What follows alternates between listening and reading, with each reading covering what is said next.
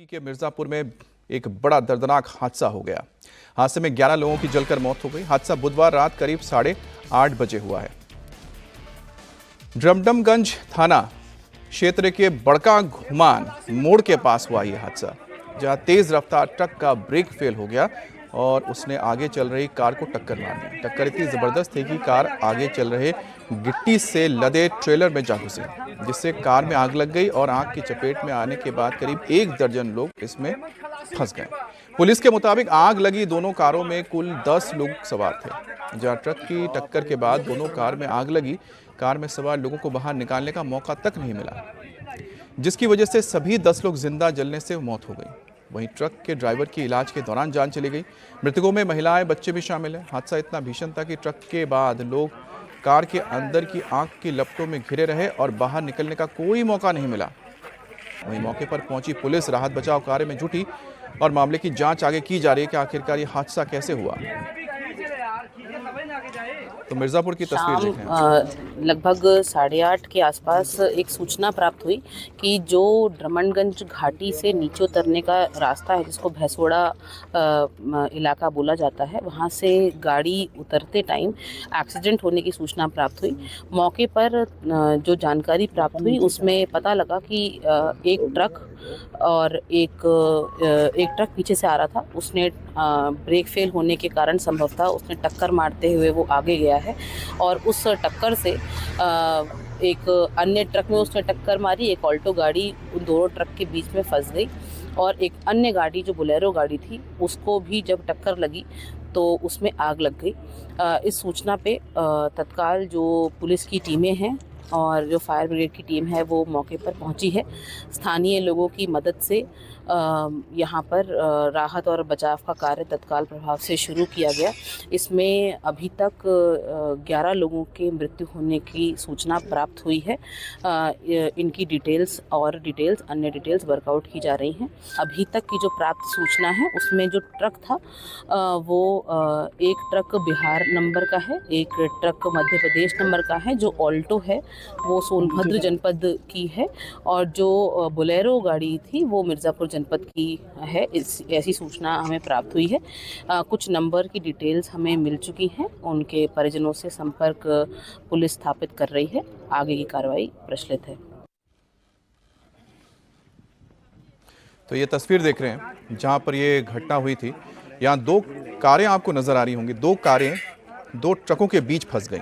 एक सामने ट्रेलर था और पीछे से आ रहे ट्रक ने इस 2 गाड़ियों को इस कदर टक्कर मारी कि दोनों कार फंस गई और इसमें मौजूद 10 लोग आग की लपटों में घिर गए। उन्हें बाहर निकलने तक का मौका नहीं मिला और ये दर्दनाक मौत हो गई। और बड़ी खबर, लोकतंत्र के महापर्व में आज पश्चिम बंगाल और तमिलनाडु में विधानसभा चुनाव के लिए वोटिंग शुरू होने जा रही है। दोनों राज्यों में वोटिंग की शुरुआत सुबह 7 बजे हो जाएगी। पश्चिम बंगाल में पहले फेज में 16 जिलों की 152 सीटों पर वोट डाले जाएंगे। पहले चरण में 1478 उम्मीदवार चुनाव लड़ रहे हैं। वहीं पर तमिलनाडु में आज सभी 234 सीटों पर ही वोटिंग हो जाएगी, जहां करीब 5 करोड़ वोटर्स हैं और करीब 4000 से ज्यादा उम्मीदवारों की किस्मत का वो फैसला करेंगे। बंगाल चुनाव में हिंसा की झड़पों को देखते हुए आज सबकी नजरें टिकी हुई हैं। चुनाव आयोग ने बंगाल में सुरक्षा के कड़े इंतजाम कर दिए हैं। हर बूथ पर सीसीटीवी कैमरे हैं और रात 12 बजे से ही वेबकास्टिंग शुरू हो चुकी है। सुरक्षा के लिए सेंट्रल आर्म्ड फोर्सेस की करीब 2407 कंपनियां तैनात की हैं, जिनमें 2,40,000 से ज्यादा जवान शामिल हैं। मतलब बंगाल में हर 100 वोटर पर 1 जवान की तैनाती की गई है। बंगाल में कुल 7,384 मतदान केंद्रों को अति संवेदनशील यानी क्रिटिकल घोषित किया गया है और इसके अलावा क्विक रिएक्शन टीम भी तैनात की गई है ताकि किसी भी आपात स्थिति से निपटने के लिए ये टीम मौजूद रहे। तो पश्चिम बंगाल में 16 जिलों की 152 सीटों पर आज ये मतदान होने जा रहा है और इस दौरान करीब 2 लाख से ज्यादा सेंट्रल फोर्सेस को तैनात किया गया है ताकि लोगों के अंदर सुरक्षा का भाव पैदा हो और लोग स्वेच्छा से स्वतंत्र होकर वोट दे सकें। अब बड़ी बात है कि यहाँ पर बीजेपी के लिए एक बड़ा मौका रहेगा कि वो क्या सत्ता परिवर्तन करने में कामयाब होगा या होगी पार्टी, क्योंकि उत्तर बंगाल बीजेपी का गढ़ माना जाता है। लेकिन 2024 का अगर चुनाव देखा जाए तो एक बार फिर से यहाँ पर वापसी की थी टीएमसी ने। लेकिन उसके बाद जो हालात बने हैं यहाँ पर आप कह सकते हैं कि उत्तर बंगाल में टीएमसी और बीजेपी आमने सामने है, कड़ी टक्कर होने जा रही है। और T20 में जैसे पावर प्ले आप देखते हैं, तो आज वो पावर प्ले देखने को मिलेगा कि आखिरकार कौन सी टीम यानी बीजेपी और टीएमसी में कौन बाजी मारता है।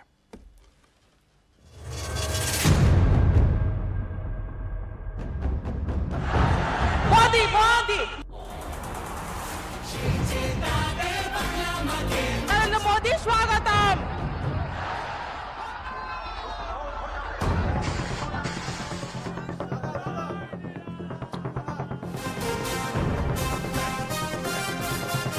আমাকে চমকালে আমি ধমকাই। बंगाल का रण आज वोटिंग की पारी। मोदी मोदी मोदी। তৃণমূলী ভর্তা। ममता बचा पाएगी सत्ता या बीजेपी करेगी कमाल? লড়বো, করবো, জিতবো।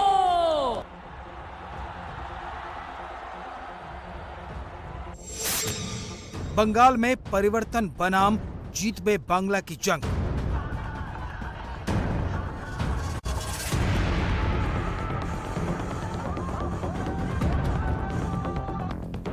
आज पश्चिम बंगाल में पहले चरण का मतदान हो रहा है।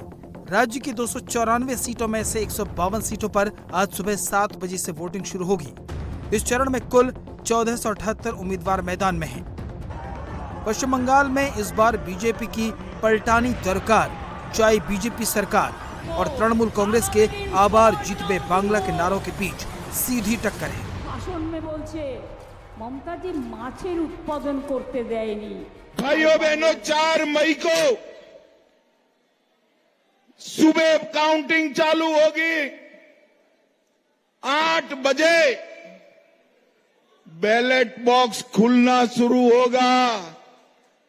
9 बजे पहला राउंड, 10 बजे दूसरा राउंड, 1 बजे काउंटिंग समाप्त और बीबी दीदी टाटा गुड बाय। राज्य के लगभग सभी बूथों को संवेदनशील माना गया है, जिनमें से करीब 8,500 बूथ अति संवेदनशील हैं। लगभग 1,500 बूथों पर विशेष निगरानी रखी जा रही है। मतदान से एक रात पहले ही सभी केंद्रों पर कैमरे चालू कर दिए गए हैं, जो वेबकास्टिंग के जरिए सीधे आयोग के कंट्रोल रूम से जुड़े हैं। पहले चरण में 16 जिलों की 152 सीटों पर वोटिंग हो रही है। इनमें मुर्शिदाबाद की 22, कूच बिहार की 9, जलपाईगुड़ी की 9, अलीद्वारपुर की 5, कलिम्पोंग की 1, दार्जिलिंग की 5, उत्तर दिनाजपुर की 9, दक्षिण दिनाजपुर की 6, मालदा की 12, वीरभूम की 11, पश्चिम बर्धमान की 9, पूर्व मेदिनीपुर की 16, पश्चिमी मेदिनीपुर की 15, झारग्राम की 4, पुरुलिया की 9 और बांकुरा की 12 सीटों पर आज वोटिंग होगी। बंगाल के जिन 16 जिलों में आज वोटिंग हो रही है, उनमें से ज्यादातर पोलिंग बूथ्स सेंसिटिव हैं, इसलिए चुनाव आयोग ने सुरक्षा की जबरदस्त तैयारी की है। 152 सीटों पर 2,407 कंपनियां यानी 2.5 लाख से ज्यादा जवानों को तैनात किया गया है। फेज 1 में 3 करोड़ 40 लाख वोटर हैं। इसका मतलब ये है कि बंगाल में हर 100 वोटर पर एक जवान की तैनाती है। मुर्शिदाबाद में 316 कंपनियां, पूर्वी मेदिनीपुर में 273 कंपनियां, उत्तर दिनाजपुर में 132 कंपनियां, दार्जिलिंग में 61 कंपनियां, कलिम्पोंग में 21 कंपनियां, जलपाईगुड़ी में 52 कंपनियां और अलीद्वारपुर में 77 कंपनियां पैरामिलिट्री फोर्स की तैनात की गई हैं। पश्चिम बंगाल में चुनाव शांति के साथ हो, इसके लिए चुनाव आयोग ने बड़ी तैयारी की है। ऐसा पहली बार हुआ है जब बंगाल में चुनाव ड्यूटी पर सिर्फ सेंट्रल पैरामिलिट्री फोर्सेस को लगाया गया है। साथ ही वोटिंग से पहले रात को 12 बजे से बाइक पर बैन लगा दिया गया है। चुनाव आयोग के इस फैसले से सीएम ममता बनर्जी आग बबूला हैं। बोल दिया इलेक्शन का 24 घंटा पहले से कोई बाइक नहीं चढ़ेंगे। अरे बाइक में नहीं चढ़ेंगे तो घर जाएगा कैसे? बहुत सारे नौकरी करते हैं, दूर दूर गांव में रहते हैं। ये क्या फरमान है? ये फरमान नहीं है, बदमाशी है, बदमाशी, शैतानी है, शैतानी है। ये लोग शैतान है, ये लोग जो चोर है, जुआ चोर जिसको बोलता है। पश्चिम बंगाल में पहले चरण में कई दिग्गजों की किस्मत दांव पर लगी है। नंदीग्राम से बीजेपी के शुभेंदु अधिकारी, बहरामपुर से कांग्रेस के अधीर रंजन चौधरी, खड़गपुर सदर से बीजेपी के दिलीप घोष, इसके अलावा निशीथ प्रामाणिक, अग्निमित्रा पॉल, मौसम बेनजीर नूर और हुमायूं कबीर जैसे दिग्गज मैदान में हैं। 2021 के विधानसभा चुनाव में पहले चरण की 152 सीटों में से बीजेपी ने 59 सीटों पर जीत दर्ज की थी। बीजेपी का दावा है कि इस बार भी बीजेपी पहले फेज में टीएमसी से लीड लेगी। पहले फेज का चुनाव हो रहा है, आप दोनों फेज में चुनाव लड़ रहे हैं। पहले फेज की 152 सीटों का आपका आकलन क्या है? देखिए, मैं तो गणितकार नहीं हूँ, लेकिन ये पहले चरण तो बीजेपी का कोर एरिया है। मालदा से लेकर अलीपुरद्वार, पुरुलिया, बांकुड़ा से लेकर east west, Midnapore, Jhargram, west Burdwan, यहाँ अब मान के चलिए 90% सीट बीजेपी को आ जाएगा। कुछ मुस्लिम बहुल सीट है, वहाँ भी टीएमसी के जितना मुश्किल है, दूसरा पार्टी जीत सकता है। और बाइफर्केशन ऑफ द वोट का, उसमें बीजेपी को भी जो हमारी खास वोट बैंक है, सनातनी वोट बैंक, आदिवासी वोट बैंक, को लेकर हम भी कुछ अप्रत्याशित सीट भी जीतने वाला है। ये सब मिला के नेक्स्ट चरण में थोड़ा बहुत सीट हम लोग का जरूरत है 148 के लिए। इस पहले चरण में बहुत अच्छा सीट मिलेगा और सेकेंड फेज में हम लोग को कुछ सीट का जरूरत होगा मैजिक फिगर के। अब सभी की नजर बंगाल के वोटरों पर है कि वो इस बार बदलाव को चुनते हैं या चौथी बार ममता बनर्जी को बंगाल की सत्ता सौंपते हैं।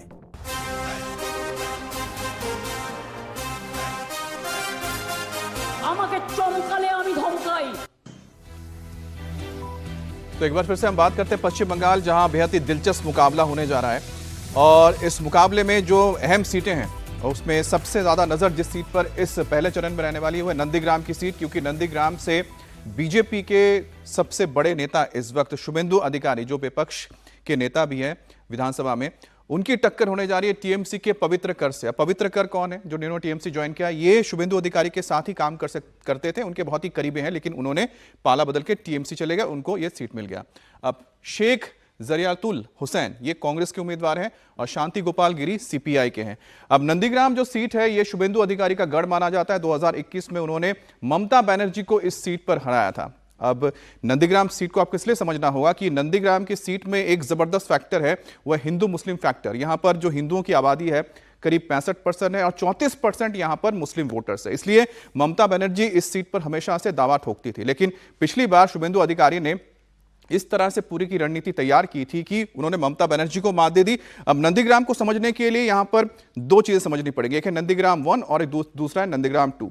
नंदीग्राम 1 जो क्षेत्र पड़ता है वो मुस्लिम बहुल इलाका है, यहां पर करीब करीब 40% मुस्लिम आबादी है। और दूसरी तरफ नंदीग्राम 2 जहां पर अब देखा जाए तो 15% या 12 करीब 20% के करीब यहां पर मुस्लिम है। और यही वजह है कि यहां पर पोलराइजेशन बहुत अहम हो जाता है नंदीग्राम की। अब बात करते हैं खड़गपुर की। खड़गपुर में दिलीप घोष जो पूर्व बीजेपी के अध्यक्ष हैं और साथ ही साथ सांसद भी रह चुके हैं, उनका मुकाबला प्रदीप सरकार के साथ है। उसके अलावा डॉक्टर पापिया चक्रवर्ती कांग्रेस से हैं और मधुसूदन राय सीपीआई से हैं। अब ये जो मुकाबला है देखना होगा, क्योंकि बीजेपी और टीएमसी के बीच में ही मुकाबला है। दिलीप घोष की जो छवि है इस इलाके में बहुत अच्छी है, लगातार वो लोगों के बीच रहे हैं, लो प्रोफाइल हैं और जनता के बीच जाते हैं, वोटर से मुलाकात करते हैं। तो खड़गपुर एक ऐसी सीट आप मान सकते हैं जहां बीजेपी यहां पर अपने लिए बेहतर कर सकती है, क्योंकि यहां पर हिंदी भाषी लोगों का भी अच्छी खासी तादाद है और माना जाता है कि वो वोट बीजेपी के लिए करते हैं। अब खड़गपुर के बाद अगली सीट देखते हैं, क्योंकि इस बार जो 16 जिलों में वोटिंग हो रही है उसमें उत्तर बंगाल बहुत अहम है। और उत्तर बंगाल की अगर जब बात करते हैं तो वहां मुकाबला अब त्रिकोणीय हो चुका है। अब आगे आपको बताएंगे, थोड़ी देर पहले ही पहले चरण के लिए बंगाल के 152 सीटों के लिए जो वोटिंग होनी है उसकी लगभग तैयारियां पूरी हो चुकी हैं। खड़गपुर सदर सीट पर भी वोट डाले जाएंगे। खड़गपुर सदर सीट पर बीजेपी और टीएमसी में कड़ा मुकाबला है और यहां से बीजेपी के दिलीप घोष को मैदान में उतारा गया, वहीं टीएमसी से प्रदीप सरकार कैंडिडेट हैं। और वोटिंग से पहले दिलीप घोष ने दावा किया है कि खड़गपुर सदर सीट से बीजेपी की जीत तय है। दिलीप घोष ने इंडिया टीवी से एक्सक्लूसिव बातचीत में कहा है कि यहां की जनता उनके साथ है, बीजेपी के साथ है। बंगाल भाजपा का दबंग नेता दिलीप घोष को माना जाता है और दिलीप घोष इस बार खड़गपुर सदर से उम्मीदवार बने हैं बीजेपी के लिए। दिलीप घोष हमारे साथ है। ये खड़गपुर सदर आपका पुराना क्षेत्र है, तो इस बार क्षेत्र में आपको आपका सबसे बड़ा चैलेंज कौन सा है? नहीं, खड़गपुर में चैलेंज तो जीतने के बाद शुरू होगा, क्योंकि खड़गपुर का सुधारना, विकास करना, बहुत पुराना शहर है, टूटा फूटा खंडहर जैसा, रास्ता ठीक नहीं है, पानी की व्यवस्था नहीं है, आवागमन की सुविधा, एडमिनिस्ट्रेशन समस्या, हेल्थ, एजुकेशन सब डिस्टर्ब है। तो इसलिए उसको फॉर्म में लाना है और पूरा बंगाल में परिवर्तन करके देश के साथ आगे बढ़ना है। दादा, यहाँ पर कांग्रेस के एक लगातार दबदबा रहा है। ज्ञानपाल चौहान सिंह लगातार यहाँ से उम्मीदवार बने और जीत भी हासिल किया, उसके बाद बीजेपी का दबदबा बना। तो फिर टीएमसी की तरफ से ये कहा जा रहा है कि अगर दिलीप घोष प्रोमिनेंट नेता होते तो फिर उनको लगातार क्यों जगह चेंज किया गया बीजेपी की तरफ से। ऐसे ही सवाल प्रदीप सरकार, आपके खिलाफ जो तृणमूल कांग्रेस के उम्मीदवार है, उन्होंने उठाया है। चेंज नहीं किया गया है, 2 बार मैंने जीता तो ये खड़ा कर दिया, कोई भी खड़ा होगा जीतेगा, इसलिए हमको वर्धमान भेजा गया था। दादा, लगातार केंद्रीय नेतृत्व आ रहे हैं, लगातार जैसे कि कहा जा रहा है कि बंगाल में दुर्गा पूजा के समय परमिशन नहीं दिया जाता है, लेकिन खुलेआम जहां पर नमाज पढ़ने की इजाज़त दिए जाते हैं, इसके बारे में लगातार योगी आदित्यनाथ कह रहे हैं, क्या कहना चाहेंगे दादा? काली माता का मूर्ति विसर्जन जाता है तो उसको पुलिस उठा के वैन में भर के ले जाता है, काली माता को वैन में भर्ती कर ले जाते हैं, कह दीजिए ऐसा। ये बंगाल में घटना होती है। अभी वाकफ बिल पास हुई तो दंगा हुआ, मुर्शिदाबाद के हिंदू भाग के गंगा पार कर चले गए मालदा में, तो हिंदू सुरक्षित नहीं है कहीं भी। तो कलकत्ता में ऐसा होता है, बाकी जगह होता है, कई जगह मंदिर में भगवान का तो ऑर्नामेंट चोरी हो जाता है, मूर्ति चोरी हो, तोड़ दिया जाता है। बांग्लादेश और बंगाल इस मामले में एक हो गया है, हिंदू डरे हुए हैं। और उसके साथ यहाँ का कल्चर, यहाँ का हेल्थ, यहाँ का एडुकेशन, यहाँ की इंडस्ट्री सब खत्म है, इसको भी चेंज करना चाहिए। दादा, एक तरफ जैसे ऐसा बात हो गया और दूसरी तरफ देखा जा रहा है कि ममता बनर्जी की तरफ से ये कहा जा रहा है कि एक महिला मुख्यमंत्री को हराने के लिए यहाँ पर हर एक राज्य के मुख्यमंत्री को आना पड़ रहा है, गृह मंत्री को यहाँ पर 15 दिन तक बैठे रहना पड़ता है, प्रधानमंत्री लगातार अपना प्रचार चला रहे हैं, क्या कहना चाहेंगे दादा? नहीं, महिला मुख्यमंत्री कोई फैक्टर नहीं, उसको पिछले बार हम हरा दिए थे, नया क्या है, हरा चुके हैं, इस बार भी हराएंगे। लेकिन बंगाल की जो दुर्दशा है, देश एक तरफ जा रहा है, बंगाल दूसरी तरफ जा रहा है, यहाँ बदलना चाहिए, लोगों को भरोसा देना चाहिए कि पूरा बीजेपी आपके साथ है। 21 राज्य में हम लोग हैं, वहाँ स्वराज दिए हैं, हम लोगों ने सुशासन दिए हैं। इस बार बंगाल की बारी है, परिवर्तन के साथ साथ लोगों की जिंदगी में परिवर्तन करना है। अब आपको बहरामपुर की सीट हम दिखाते हैं। बहरामपुर की सीट भी बहुत दिलचस्प हो गई क्योंकि यहां पर इस वक्त कांग्रेस, टीएमसी और साथ ही बीजेपी, ये तीनों का एक त्रिकोणीय मुकाबला यहां पर हो गया है। क्योंकि यहां से अधीर रंजन चौधरी, जो आप जानते हैं कि सांसद भी रह चुके हैं बहरामपुर से और साथ ही साथ कांग्रेस के बड़े नेता है बंगाल में, इनकी टक्कर हो रही है नारू गोपाल चौधरी जो टीएमसी से हैं और सुब्रतो मैत्रा जो बीजेपी से हैं। अब इस सीट की अगर बात की जाए तो बहरमपुर सीट है, ये गढ़ है क्योंकि ये घर भी है अधीर रंजन चौधरी का और कई दशकों तक लगातार वो यहां से जीतते रहे लोकसभा की सीट, लेकिन जब पिछली बार हार गए तो उनको अब विधानसभा में उतरना पड़ा है। अब यहां पर जो है अर्बन वोटर्स है, यानी कि शहरी वोटर्स हैं और शहरी वोटर्स बहरमपुर सीट की अगर बताएं, जब मैं यहां गया था तो मेरी बातचीत हुई थी, ये हाईली यहां पर पोलराइज है और पोलराइजेशन ऐसा है कि यहां पर बीजेपी के लिए रास्ता बहुत ही आप कह सकते हैं कि आसान रह सकता है, क्योंकि जिस तरह से त्रिकोणीय मुकाबला होता है, जो मुस्लिम वोट अगर बढ़ जाते हैं टीएमसी और कांग्रेस के बीच में, तो ऐसे में फायदा बीजेपी को होगा क्योंकि मुर्शिदाबाद में पड़ता है ये बहरमपुर और यहां पर जो मुस्लिमों की आबादी है वो करीब 50% से ज्यादा है। तो ऐसे में आप समझ सकते हैं कि यहां पर मुस्लिम फैक्टर बहुत अहम हो जाता है और यहां पर पोलराइजेशन अगर काम करेगा तो शहरी ये जो सीट है बहरमपुर सीट, क्योंकि पिछली बार भी बीजेपी ने इसमें जीत हासिल की थी 2021 में बीजेपी ने यहां पर जीत हासिल की थी बहरमपुर की सीट पे। हो सकता है एक बार फिर से बीजेपी को फायदा मिले अगर टक्कर कांग्रेस और टीएमसी के बीच हो और जो मुस्लिम वोट है वो बढ़ जाए। अब आगे बात करेंगे हम रेजीनगर का, क्योंकि रेजीनगर से हुमायूं कबीर मैदान में, हुमायूं कबीर कौन, जो टीएमसी के नेता रहे और विधायक रहे, लेकिन अब उन्होंने पाला बदल लिया, उन्होंने अपनी ही पार्टी बना ली है। तो रेजीनगर से हुमायूं कबीर हैं क्योंकि अहम फैक्टर हैं। इसके अलावा अताउर रहमान जो टीएमसी के कैंडिडेट हैं, बापन घोष बीजेपी के हैं और जीलू एसके जो कांग्रेस के ये उम्मीदवार हैं। अब पूरे के पूरे उत्तर बंगाल की बात की जाए, चाहे उत्तर दिनाजपुर हो, चाहे वो मुर्शिदाबाद हो या मालदा हो, एक ऐसी आप कह सकते हैं कि 3 ऐसे जिले हैं जहां पर जो मुकाबला है वो त्रिकोणीय हो गया है। और त्रिकोणीय मुकाबला इसलिए हुआ है क्योंकि यहां पर बीजेपी और टीएमसी के साथ साथ हुमायूं कबीर का भी तो एक फैक्टर है, लेकिन साथ में यहां पर लेफ्ट पार्टियां और कांग्रेस ने 2024 के जो लोकसभा चुनाव हुए थे उसमें जब वोटों की आप गणना करते हैं या फिर उसको आप एनालिसिस करते हैं तो पता चलता है कि यहां पर करीब करीब 12 ऐसी सीटें थी जहां पर उन्होंने अपनी मौजूदगी दर्ज करवाई थी या फिर वो आगे थे बनिस्बत टीएमसी और बीजेपी के थे। तो यही माना जा रहा है कि ये जो उत्तर बंगाल की जो कुछ सीटें हैं जिसमें मुर्शिदाबाद, उत्तर दिनाजपुर, साथ ही दक्षिण दिनाजपुर और मालदा, यहां पर जो मुकाबला होगा त्रिकोणीय होगा और कुछ जगहों पे तो चौतरफा मुकाबला यहां पर देखने को मिलेगा। और हो सकता है कि जितना यहां पर मुस्लिम वोट ज्यादा हैं तो मुस्लिम वोट अगर बढ़ता है तो उसका फायदा आप समझ सकते हैं कि किसके ओर जा सकता है। और यही वजह कि ममता बनर्जी काफी ज्यादा इसको लेकर चिंतित रही हैं। अभिषेक बनर्जी भी लगातार इस बात को उठाते रहे हैं कि जो वोट है वो बंटना नहीं चाहिए, हुमायूं कबीर को लेकर भी नहीं बंटना चाहिए। चार धाम की यात्रा की शुरुआत हो चुकी है। केदारनाथ के बाद आज बद्रीधाम के भी कपाट खुल गए हैं। भगवान बद्री विशाल ने आज 149 दिन बाद भक्तों को दर्शन दिए हैं। जहां सीएम पुष्कर सिंह धामी की मौजूदगी में भगवान बद्रीनाथ के मंदिर का विशाल कपाट खोला गया। ये सुबह करीब 6:15 बजे पूरी विधि विधान के साथ हजारों भक्तों के सामने जब मंदिर का कपाट खुला तो पूरा आसमान और पूरा इलाका भगवान बद्री विशाल के जयकारों से गूंज उठा। भगवान बद्रीनाथ के दिव्य दर्शन के लिए मंदिर को 25 क्विंटल फूलों से सजाया गया है और पहली बार भगवान बद्री विशाल के मंदिर में फूलों से ओम लक्ष्मीपति नमो लिखा गया है। साथ ही जय श्री बद्री नारायण और वैकुंठाय नमो भी लिखा गया है, जो आप अपनी स्क्रीन पर देख सकते हैं। तो चार धाम की यात्रा की शुरुआत हो चुकी है। सबसे पहले गंगोत्री यमुनोत्री के कपाट खुले, इसके बाद कल केदारनाथ धाम के कपाट खुल गए और आज सुबह भगवान बद्रीनाथ के भी मंदिर के कपाट खुल गए और इस तरह से चार धाम की यात्रा की शुरुआत हो गई है। और हर साल की तरह इस बार भी माना जा रहा है कि करोड़ों की तादाद में लोग यहां पर दर्शन के लिए पहुंचेंगे और खास इंतजाम भी किए गए हैं। बद्रीनाथ और केदारनाथ आने वाले श्रद्धालुओं के लिए खास यहां पर इंतजाम किया जा रहा है। और एक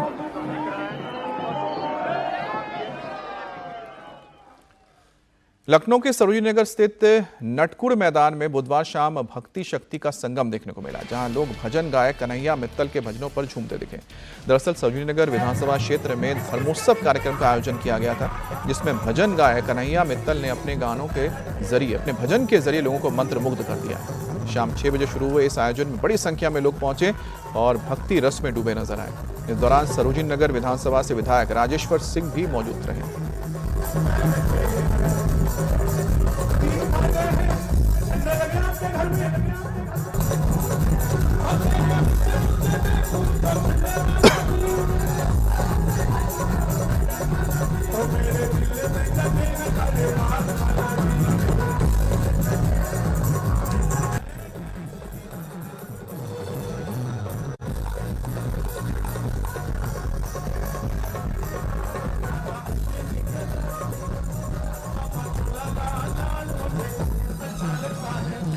तो आप देख सकते हैं ये एक नई संस्कृति आप देख पा रहे हैं, जिसमें हमारी पौराणिक संस्कृति की झलक मिलती है और नूतन और पौराणिक का जो ये मिश्रण है, और इसको आप समझिए कि जो युवा वर्ग है उसमें इन दिनों बहुत ज़्यादा लोकप्रियता मिली है, जिसे कहा जाता है भजन कॉन्सर्ट या भजन नाइट्स, जहां पर बड़ी तादाद में युवा पहुंचते हैं और जो भजन है और भगवान के प्रति जो उनकी भक्ति है वो गीतों के जरिए वो व्यक्त करते हैं। ये सरोजनी नगर का धर्मोत्सव है, धार्मिक उत्सव है, ये संस्कृति का सैलाब और श्रद्धालुओं का सैलाब है, राम भक्तों का सैलाब है। और जहां इतनी संख्या में राम भक्त इकट्ठे हुए, ये स्थान तीर्थ बन चुका है। आदरणीय कन्हैया मित्तल जी की प्रस्तुति अद्वितीय है, दिव्य है। सरोजनी नगर को हमारा संकल्प है आध्यात्मिक, धार्मिक और सांस्कृतिक राजधानी बनाने का।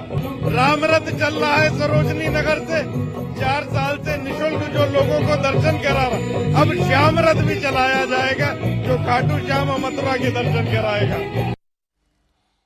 और आज तमिलनाडु की सभी 234 सीटों के लिए वोटिंग हो रही है। तैयारियां लगभग पूरी हो चुकी हैं। पोलिंग बूथों पर ईवीएम मशीनें चेक की जा चुकी हैं। आज सुबह 7 बजे से ही यहां पर वोटिंग की शुरुआत हो जाएगी। शाम 5 बजे तक मतदान का काम चलेगा।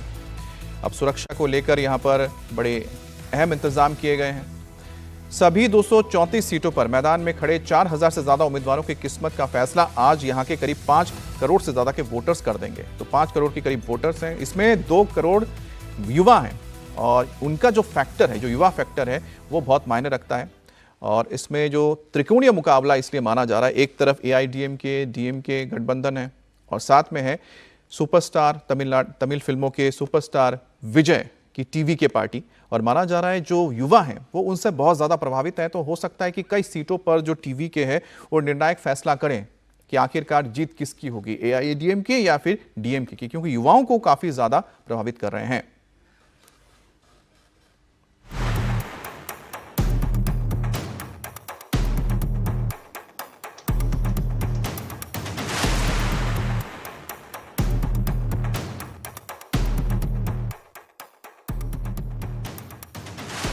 सियासी बार पलटवार, चुनावी सभाएं, रोड शो, रैलियां और सियासी दलों के वादों और दावों के बीच आज जनता के फैसले का दिन है। आज तमिलनाडु की सभी 234 सीटों पर वोटिंग हो रही है, जहां करीब 5 करोड़ वोटर्स 4023 उम्मीदवारों की किस्मत का फैसला करेंगे। तमिलनाडु में मुख्य मुकाबला डीएमके और एआईएडीएमके के बीच है।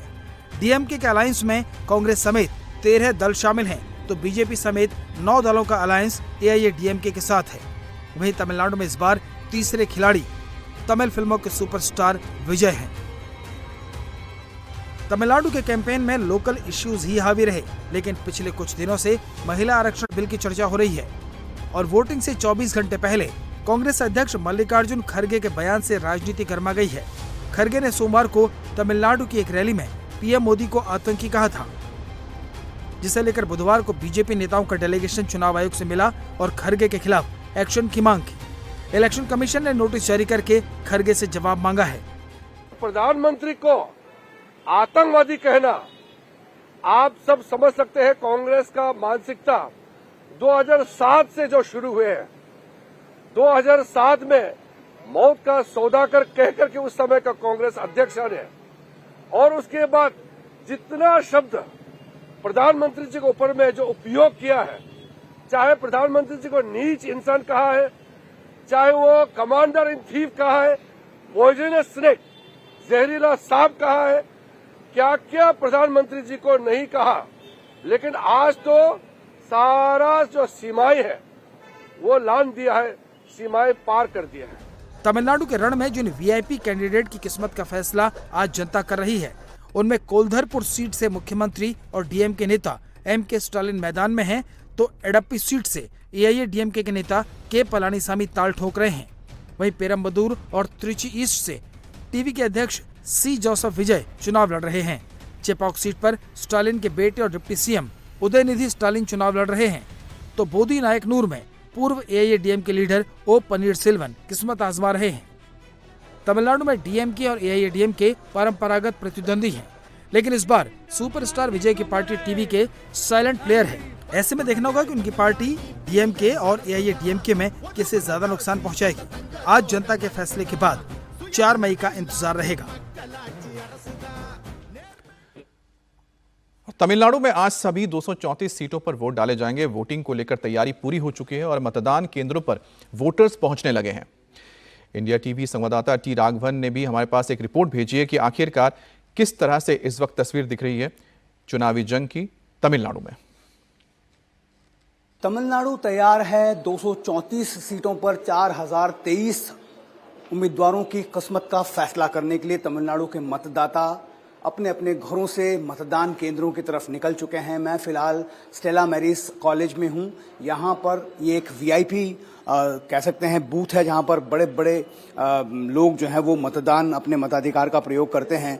तमिलनाडु की ये 17वीं विधानसभा है जिसके चुनने के लिए अब मतदान की प्रक्रिया जो है वो शुरू हो गई है। डीएमके और एआईडीएमके जो है मेन यहाँ पर पार्टियां हैं जिनके बीच सीधी टक्कर है, जिसमें डीएमके के पास 13 सहयोगियों का समर्थन है। गठबंधन में बड़ी पार्टी बड़ा अलायंस बनाया है और एआईडीएमके ने 9 पार्टियों के साथ गठबंधन बनाया। हालांकि और भी ऐसी बहुत सारी पॉलिटिकल पार्टियां मूवमेंट्स हैं जो चुनाव का हिस्सा नहीं हैं, लेकिन यहाँ पर जो है चुनावी प्रक्रिया में वो इन दोनों दलों द्रविड़ दलों का साथ दे रहे हैं। साथ ही यहाँ पर अगर हम जो वीआईपी उम्मीदवार की बात कर लें तो इसमें जो सीएम हैं तमिलनाडु के और डीएमके के नेता एमके स्टालिन, एडप्पाडी पलनीस्वामी जो एआईडीएमके के नेता हैं वो, उदयनिधि स्टालिन जो डिप्टी सीएम हैं, इसके अलावा कई सारे ऐसे लोग जो विजय हैं टीवीके के, सीमान जो एनटीके के लीडर हैं, उसके अलावा कई सारे ऐसे अलग अलग जो नेता हैं वो यहाँ पर वीआईपीज के तौर पर देखे जा रहे हैं। उनकी किस्मत का फैसला जो है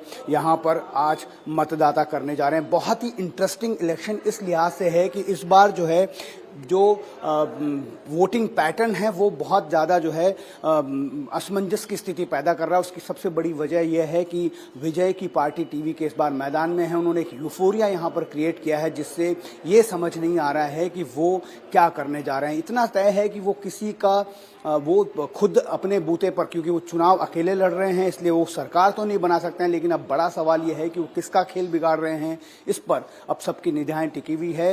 यूथ वोटर्स जो है इस बार ऐसा लगता है कि बहुत ज़्यादा संख्या में बाहर निकलकर मतदान करेंगे। जो हमेशा जो मौजूदा डिस्पेंशन है, चाहे वो एआईडीएमके हो चाहे वो डीएमके हो, उससे नाराज रहते हैं। तो इस बार क्या यूथ वोटर जो है तमिलनाडु का मिजाज बदल देंगे? क्या यहाँ पर एक नया इतिहास लिखने जा रहा है या फिर विजय जो है किसी एक पार्टी का खेल खराब कर रहे हैं? ये आज शाम तक ईवीएम में कैद हो जाएगा और जिसके नतीजे 4 मई को पता चलेंगे। और पश्चिम बंगाल में आज पहले फेज में 16 जिलों की 152 सीटों पर वोट डाले जाएंगे। पहले चरण में 1478 उम्मीदवारों के किस्मत का फैसला होने जा रहा है। वहीं पर तमिलनाडु में जैसा हमने बताया कि 234 सीटों पर जो वोटिंग हो रही है, करीब 4000 से ज्यादा उम्मीदवारों के किस्मत का फैसला होगा और 7 बजे से वोटिंग दोनों ही जगह पर यानी दोनों ही राज्यों में शुरू हो जाएगा। बंगाल चुनाव में हिंसा की झड़पों को देखते हुए खास इंतजाम किए गए हैं। बड़ी तादाद में सुरक्षा बलों को तैनात किया गया है। हर बूथ पर सीसीटीवी लगा है। रात 12 बजे से वेबकास्टिंग की शुरुआत कर दी गई है और खास तौर पर सेंट्रल आर्म पुलिस फोर्स के करीब 2407 कंपनियां तैनात कर दी गई हैं, जिसमें 2,40,000 जवान मौजूद हैं जिन्हें तैनात किया गया। यानी कि बंगाल में देखा जाए तो हर एक 100 वोटर के पीछे एक सेंट्रल फोर्स का जवान तैनात हुआ है। और बंगाल में कुल 7,384 ऐसे मतदान केंद्र हैं जिनको संवेदनशील या फिर अति संवेदनशील घोषित किया गया है। इसके अलावा क्विक रिएक्शन टीम को भी रखा गया है ताकि अगर कहीं पर भी किसी भी कोई अप्रिय घटना की संकेत या फिर कोई संदेश आता है तो ऐसे में तुरंत क्विक रिएक्शन टीम को तैनात किया जा सके। तो पश्चिम बंगाल की 152 सीटों के लिए आज वोटिंग हो रही है, तो दूसरी तरफ तमिलनाडु में 234 सीटों के लिए वोटिंग हो रही है और दोनों ही राज्य बहुत अहम है। और सबसे बड़ी बात है कि दोनों ही ऐसे राज्य हैं जहां पर सत्ता इस वक्त इंडी गठबंधन के पास है। इंडी गठबंधन के हाथ में दोनों ही राज्य हैं और दोनों ही, अगर बात की जाए राज्यों में जो चुनाव हो रहे हैं, इसके नतीजे तो 4 मई को समझ में आएंगे। जो भी यहां जीतेगा या हारेगा उसका असर देश की राजनीति पर भी पड़ेगा, यह ध्यान रखिएगा। तो इसलिए बहुत अहम है ये दोनों राज्य। तमिलनाडु यानी डीएमके जो कि इंडी गठबंधन का एक बहुत अहम जोड़ीदार है और दूसरी तरफ ममता बनर्जी की पार्टी यानी टीएमसी, ये भी इंडी गठबंधन के साथ है। कभी हाँ कांग्रेस के साथ ये साथ आते हैं, कभी अलग रहते हैं, लेकिन है इंडी गठबंधन के साथ। तो पश्चिम बंगाल की अगर बात की जाए तो पश्चिम बंगाल में एसआईआर भी बहुत बड़ा मुद्दा रहने वाला है। आपको ये भी बता देते हैं कि आज जो 152 सीटों पर वोटिंग होने जा रही है और जो 16 जिले हैं उसमें सबसे ज्यादा अगर एसआईआर में वोट कटे हैं तो वह है मुर्शिदाबाद। मुर्शिदाबाद में करीब 7 लाख से ज्यादा वोटर्स के नाम एसआईआर से हटे हैं, जिसको लेकर लगातार ममता बनर्जी भी बताती रही हैं।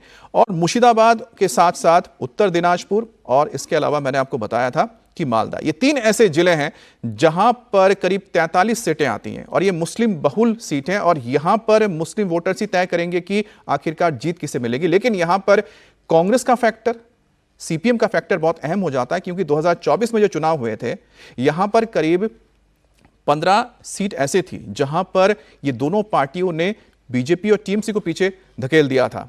लोकसभा के जो चुनाव हुए थे जब वोटों को देखा गया और वोटों की, अब बंगाल में पहले चरण में मेदिनीपुर जिले की नंदीग्राम सीट को लेकर काफी चर्चा हो रही है। इस सीट पर पिछले इलेक्शन में शुभेंदु अधिकारी ने ममता बनर्जी को 2000 से कम वोटों से हराया था। ममता भवानीपुर से बाई इलेक्शन जीतकर उसके बाद विधानसभा पहुंची थी। इस बार शुभेंदु अधिकारी नंदीग्राम और भवानीपुर दोनों ही सीटों से चुनाव लड़ रहे हैं। भवानीपुर में तो सेकेंड फेज में चुनाव होगा 29 अप्रैल को, लेकिन शुभेंदु अधिकारी का जो गढ़ माना जाता है वो है नंदीग्राम, जहां पर इस वक्त वो जिनके साथ चुनावी मैदान में जोर आजमाइश करेंगे वो शख्स टीएमसी का जो उम्मीदवार है वो शुभेंदु अधिकारी के साथ ही काम करते थे जिसे टीएमसी ने टिकट दिया है।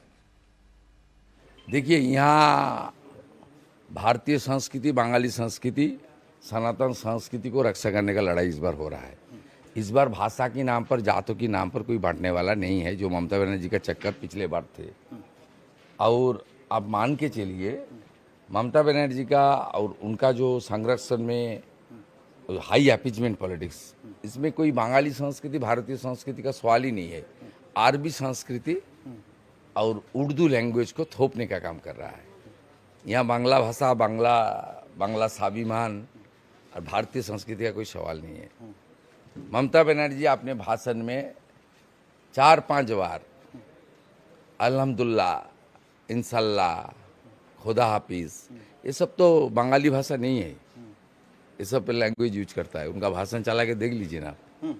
इसलिए यहाँ जो लड़ाई है, भारतीय संस्कृति, बंगाली संस्कृति को रक्षा करने का लड़ाई है।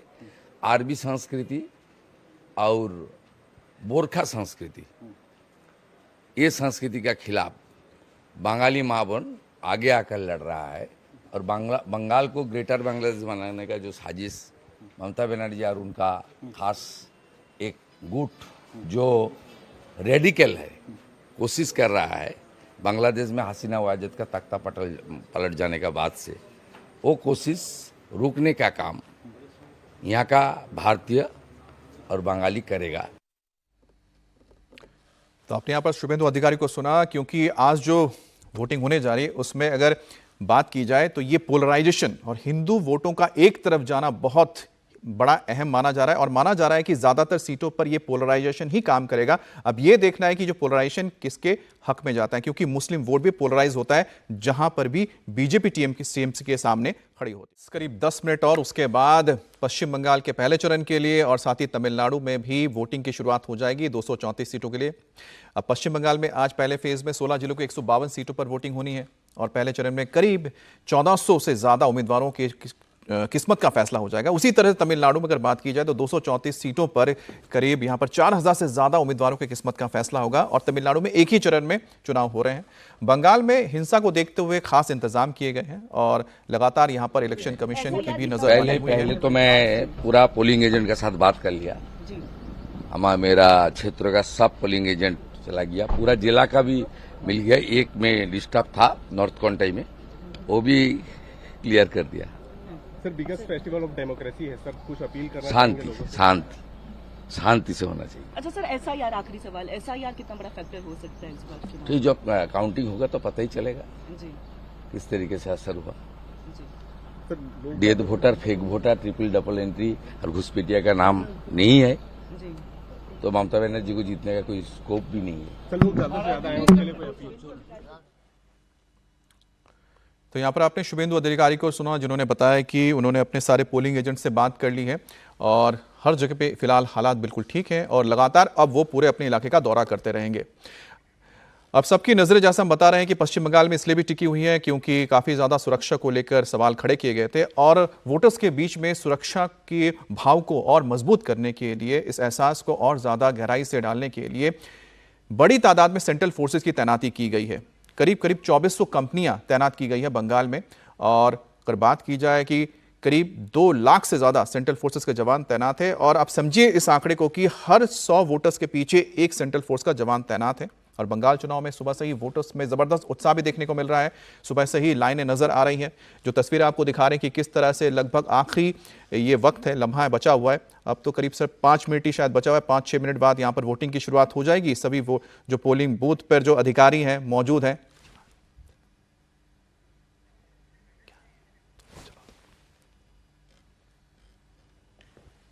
तो मालदा के इंग्लिश बाजार में बड़ी संख्या में मतदाता पोलिंग बूथ पर पहुंच रहे हैं। मालदा से इंडिया टीवी के रिपोर्टर मनीष भट्टाचार्य की रिपोर्ट आपको दिखाते हैं। बंगाल है और यही बंगाल की खूबसूरती है कि सुबह 6 बजे से ही सबसे पहले यहाँ पर मतदान करने के लिए तमाम लोग यहाँ पर आ चुके हैं। इंग्लिश बाजार में मैं इस वक्त मौजूद हूँ और देखिए ये कतारें देखिए, चाहे महिलाएं हों चाहे आदमी हो, हर कोई यहाँ पर मौजूद है। लोगों से बातचीत करते हैं। क्या नाम है आपका? रामगोपाल। रामगोपाल जी, कहाँ के रहने? यहीं के रहने वाले? क्या माहौल लग रहा है आपको? तो अच्छा है। दीदी ने काम किया है? हाँ, किसने काम बेहतर किया है? वो मैं कैसे बताऊँ? मैं आपको क्या नाम है आपका? शंभू हल्दार। कि यहाँ में तो झूठ झमला नहीं होता है यहाँ में, सुस्त में वोट होता है। जितना वोट होता है धापे धापे सुस्त में होता है। कोई झगड़ा झाड़ी कुछ नहीं होता है। विकास का काम किसने किया है, डेवलपमेंट किसने किया? विकास के काम क्या होगा? विकास तो मेंबर है, क्या बोलेगा बोले उसके बोलो। क्या नाम है? मेघनाथ बस फर्स्ट टाइम वोटिंग कर रहे हैं? 3 टाइम से। माहौल तो अच्छा दिख रहा है हम लोग को। बाद में क्या होगा हम लोग कैसे मालूम? लोग बताते हैं डर लगता है, तो क्या डर का माहौल है? ना नहीं। इस बार एजेंडा क्या है? डेवलपमेंट है, रोजगार है, क्या एजेंडा? अभी बाद में पता चलेगा ना, वोट देने के बाद में। अभी तो नहीं सोच रहे हैं, अभी तो नहीं बता सकते ना इस तरह। नहीं। क्या नाम है आपका? आपका बलराम है। बलराम खूब अच्छा हो गया, अच्छा हो गया ये बात। किसका माहौल खड़ा है, किसका पार्टी? के बेसी हैवी मोदी जी, मोदी जी हैवी हुआ। डेवलपमेंट किया है मोदी जी? मोदी जी डेवलपमेंट वो सुरक्षा देने के बात बोल रहा है, उसको जनगण को देखेगा तो तब ना वो मिलेगा उसको। दीदी ने काम किया? दीदी का काम वो निकाल हो जाएगा। जो महिलाएं यहाँ पर हंस रही है, महिलाएं से बात करते हैं।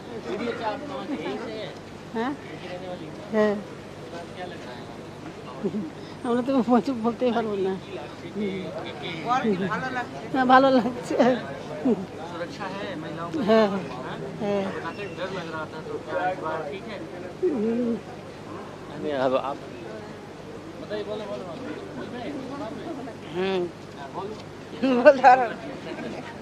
चलो ठीक है, भैया से पूछते हैं। भैया क्या नाम है? सत्ता माझी। सत्ता मांझी जी, मुझे ये बताइए कि इस बार क्या एजेंडा है यहाँ पर सबसे बड़ा?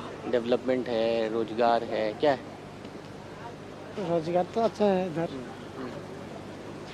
काम किसने बेहतर किया? काम तो अभी नहीं बता पाएंगे, साइलेंट रहेंगे क्या? कौन अच्छा नेता, लीडर कौन अच्छा है आपकी नज़र में? अभी तो मोदी है। मोदी, ठीक है। आपका क्या नाम है? आकाश हल्दर। आकाश, बताओ ना, यहाँ पर इस बार यूथ क्या सोच रहा है? सोच रहा है मतलब क्या बताना नहीं सकते। अच्छा, काम किसका अच्छा है ये तो बता दो। ममता दी का अच्छा है। यहाँ काम किया? हाँ। हाल में लोग कहते हैं डर लग रहा है। डर किस बात की? डर किस बात की? नहीं है, डर नहीं है। क्या नाम है भाई साहब आपका? आलोक माझी। आलोक मांझी, कौन बेहतर है यहाँ पे? सब अच्छा है। काम किसका बढ़िया है? दीदी का बढ़िया है, दादा का बढ़िया है? अपना कमाई खा के खाता है बस यही। क्या डर लग रहा है क्या? बता दें, यहाँ तो बंगाल में बहुत डर लगता है लोगों को। हाँ? डर का माहौल है? डर नहीं है। नहीं है? बताओगे नहीं कि इस समय क्या चल रहा है दिमाग में? क्या नाम है आपका? बाबूलाल मंडल। मंडल, यहाँ पे कौन अच्छा काम कर रहा है? कैसा मूड है यहाँ पर लोगों का? लोग बोल क्यों नहीं रहे?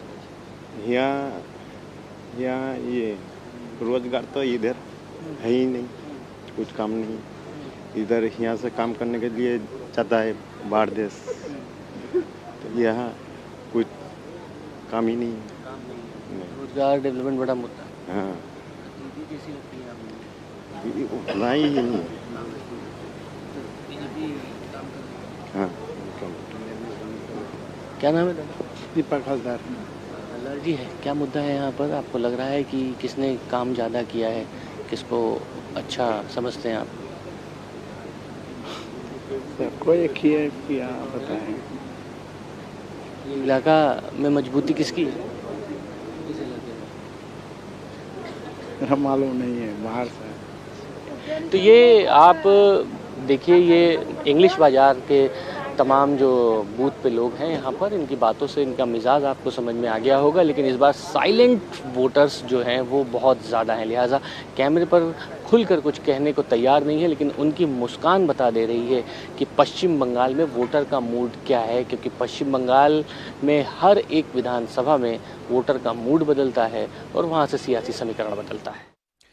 अभी हमारे सहयोगी मनीष भट्टाचार्य की आप जो रिपोर्ट देख रहे थे मालदा से, उसके साथ ही जो सटा हुआ जिला है मुर्शिदाबाद, ये वो इलाका है जहां पर हुमायूं कबीर की काफी ज्यादा चर्चा होने लगी थी पिछले कुछ दिनों में। आखिरकार क्या वो ममता बनर्जी को चौंका पाएंगे? क्या कह रहे हैं हुमायूं कबीर, उनको क्या लगता है, आपको दिखाते हैं। लेकिन उससे पहले तस्वीर आपको दिखाएं। देखिए तस्वीर आप देख पा रहे हैं कि कितनी बड़ी तादाद में महिलाएं वोट करने के लिए पहुंची हैं। सुबह का वक्त है, बस अब वोटिंग के शुरू होने में 1 मिनट या 1.5 मिनट का वक्त बचा हुआ है और आप देखिए कि सुबह सुबह लोग यहां पर अपना मतदान करने के लिए पहुंच चुके हैं। ये जो उत्साह है ये काफी कुछ कहता है। या तो ये क्या एक बदलाव की तस्वीर आप देख रहे हैं, जो इतने सुबह सुबह महिलाएं यहां पर वोट करने निकली हैं, और महिला बहुत बड़ा फैक्टर रहने जा रहा है इन चुनावों में। और जिस तरह से प्रधानमंत्री मोदी ने लगातार अपने हर एक सभा में महिलाओं से अपील की है, और ममता बनर्जी भी अपना कोर वोटर मानती हैं महिलाओं को, क्योंकि जो वो परियोजनाएं चलाती, योजनाएं चलाती, उसमें सबसे ज्यादा फायदा महिलाओं को गया है। तो ऐसे में देखना है कि जो महिलाएं हैं वो आगे क्या भविष्य चुनती हैं इस बंगाल की। लेकिन एक बात तो बिल्कुल साफ है कि इस बार वोटिंग के जो प्रतिशत हैं वो बेहतर हो सकते हैं 2021 के अगर मुकाबले देखा जाए। और जिस तरह से यहां पर एक सुरक्षा का भाव पैदा किया गया है लोगों के बीच, क्योंकि सेंट्रल फोर्सेस की जो करीब 2400 कंपनियां यहां पर लगा दी गई हैं और करीब 2.5 लाख के करीब तो सिर्फ जवान तैनात किए गए हैं। अब ये देखिए गेट खुल चुका है, लोग अंदर जा रहे हैं, वोटिंग की शुरुआत हो रही है। बड़ी तादाद में यहां पर महिलाओं को आप देख रहे हैं कि पहली फेज के लिए वोटिंग के लिए पहुंची है महिलाएं, और पुरुषों की तादाद कम यहां पर नजर आ रही है, लेकिन महिलाएं यहां पर बढ़ चढ़कर हिस्सा ले रही हैं। अब धीरे धीरे आप देखेंगे कि इसमें जो बुजुर्ग हैं, युवा हैं, वो भी नजर आएंगे। लेकिन क्योंकि महिलाओं को घर का काम करना होता है, इसी वजह से सबसे पहले वो सुबह सुबह उठकर वोटिंग करती हैं, उसके बाद फिर घर जाएंगी। घर जाके आपको पता ही है कि उनको घर का पूरा मैनेजमेंट संभालना है, जिसके बाद पुरुष आएंगे और वोटिंग करेंगे। और यह भी वजह होती है कि सुबह सुबह सबसे ज्यादा आपको यहां पर महिलाएं वोटिंग करते हुए नजर आती हैं। और ये बंगाल की आप तस्वीर देखते हैं, 7 बज चुके हैं।